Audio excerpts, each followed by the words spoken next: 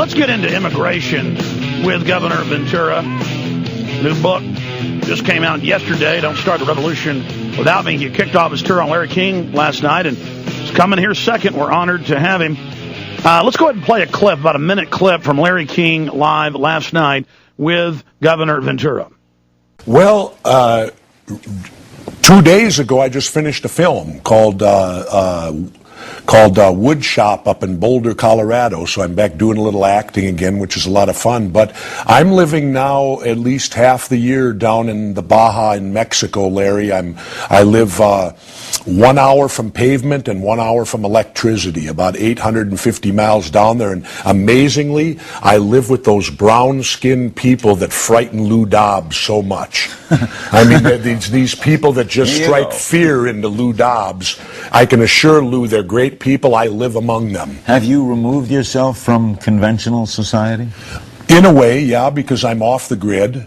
I live totally in a house. This was obviously by choice. Oh, yes, absolutely by choice. Why did you leave St. Paul and Minneapolis? Well, because I'm at the age, Larry, where I'm young enough yet to need another adventure. I'm young enough yet to need another adventure. Absolutely.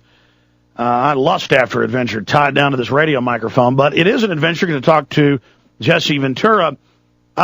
Look, immigration. I like going to Mexico. I like going to El Salvador. I like going. I mean, I'm not afraid of the brown people. I think Lou Dobbs' point is that it is driving down the wages. It is bankrupting the hospitals. And he's married to a Hispanic lady. He just never plays that card, so he must not be too scared of the brown people. I mean, I don't think he's somebody who hates the Latin Americans, but I also understand your view. I don't think they're scary people. Just economically, it's putting a lot of pressure because we do have a welfare state. If we didn't have this welfare state, then it wouldn't be as bad. Governor, any comments? Exactly, Alex. The point is, blame the people who created our system. Don't blame the poor Mexicans. You know, if you want to stop illegal immigration, then get down hard on the people that hire them. It's the same as the war on drugs. We fight it the wrong way. And illegal immigration's the same thing. You can't fight it on the supply side. You have to fight it on the demand side. But now, flipping the coin too, let's also remember, if we ban all these people from coming up here, I hope that you're prepared to pay double or triple for your food, because the price is going to skyrocket. Because as I said last night, if you're going to make me go out there and pick it, I'm going to charge you $200 an hour. Well, I know that that's always been what the corporations have said, and certainly there would be some increase, but really it's the inflation of the devaluing dollar right now that's driving up the food price. Yeah, but it would also be if you don't have these cheap workers picking it for the price that they're willing to work for. Again, if you're going to ask me to go out and do it, I'm going to charge you a whole lot more money. Well, if you look at most of the costs, I've seen the studies, and you're a smart guy, you've seen these. It's a big agriculture state in Minnesota. If you look at most of the cost, it is the fertilizer, it's the equipment, it's the shipping, and then it's the added retail expense and the markup. The actual cost of the food is tiny, and even if you doubled it, it would be negligible. But I do see your point, Governor. Look, here's the problem. I live in Texas. You know, you're from Minnesota, but you've been in L.A. and California a lot, and you live in Mexico. It's great to go down to Mexico. My problem is my wife speaks Spanish, so she hears the stuff on the radio, on the Spanish stations.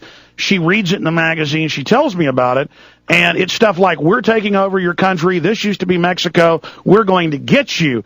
Now, that's not the majority of the Mexicans, but that's what's got Lou Dobbs upset, because, see, his wife's Hispanic, so he hears about it.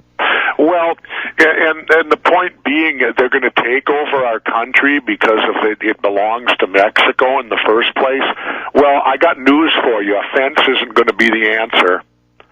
Because the Great Wall of China, which is the greatest man-made wall to stop someone in history, in 1644 was broken through by the Mongols. You're right. So I just hope that if this fence that they build, I hope that they make it tourist-friendly so that we can at least make some tourism money off it. And on the flip side, when they build this fence, I'm going to climb it and protest the other way. Because, Alex, remember this, a fence today to keep people out 10 years from now might be to keep you in.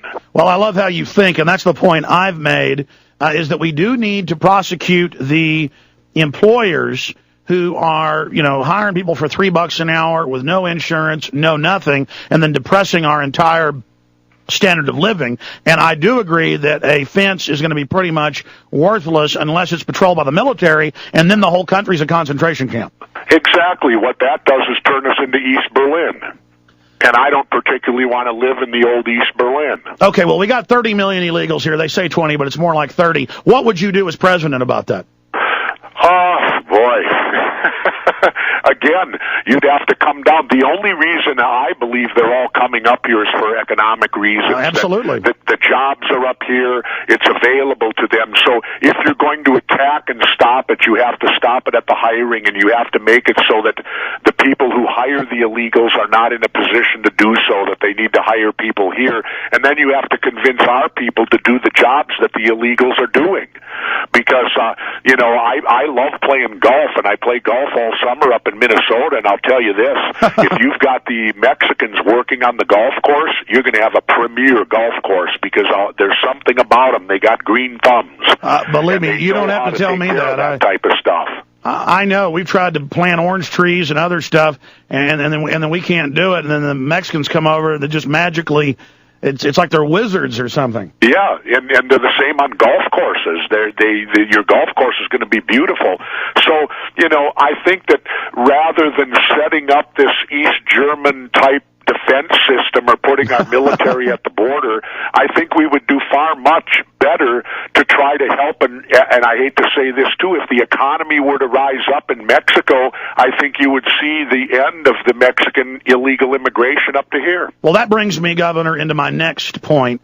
And Mexico has more billionaires per capita than any other nation. They have triple the natural resources, oil, gold, timber, just everything down there that we have in the lower 48. But they have this corrupt elite that's made deals with our elite to use the U.S. as a dumping ground for their criminals, for their poor, for people to come across and have the babies, the anchor babies. The average cost $12,000 for the taxpayer. So something's got to be done about that. But that expands out into a larger picture. You have the private run-for-profit Federal Reserve with governmental power. They, in 93 and 99, changed the rules to allow all this liquidity that's now caused Bear Stearns and all these to go under. And now the Fed is going to take over 4 other federal regulatory agencies and have absolute financial power when they're bailing out their own private member banks with our money and devaluing the dollar. Your take, Governor, on what's happening right now with our economy and these private banks being bailed out. Well, it's wrong, but, how do you stop it? When the powers to be are all in bed with them. And that's the difficult thing, and why I'm calling for a revolution in my book. It's time to take our country back, and the only way you're truly going to do that is to depower both the Democrat and Republican parties, who to me are each as bad as each other. The same lobbyists lobby both sides, so they got both sides covered. It doesn't matter who wins. So you were able to at least do something in Minnesota. What are your recommendations just to the people? You say don't start a revolution without me. What are your... Stop, vote with your heart and your conscience, stop being a lemming, and start voting for people that don't belong to these two parties. And I know people say, well, that's impossible. Your vote is wasted then. No, it's not. A wasted vote is not voting your heart and conscience for the candidate that you think would do the best job for you. And if we would all break this mold of somehow thinking that, and stop the Democrats and Republicans in their two-party dictatorship that's going on in this country, and start voting for third-party candidates, start electing people that are not part of this system that we have. We were talking during a break, and you said Obama's the best of the three, and I tend to agree, but it's kind of like, the best of 3 latrines.